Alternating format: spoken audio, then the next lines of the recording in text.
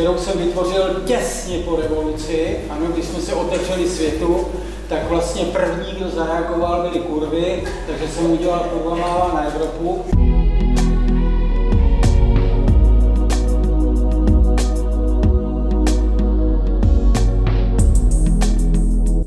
Socha Paroháče, no tak to bohužel jsem udělal prakticky jako autoportrét.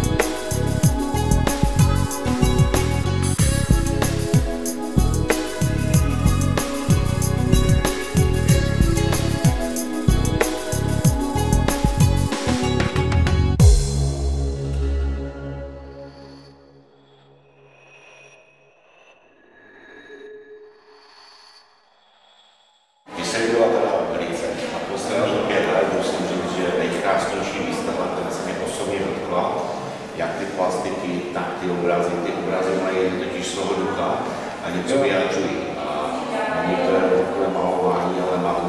No, je to hlavně sdělení o životě. To, co vlastně teďka žijeme. A ještě krásně jste řekl, jako kdyby tu historii toho, že tam ten obraz z čeho vychází, to je neuvěřitelné.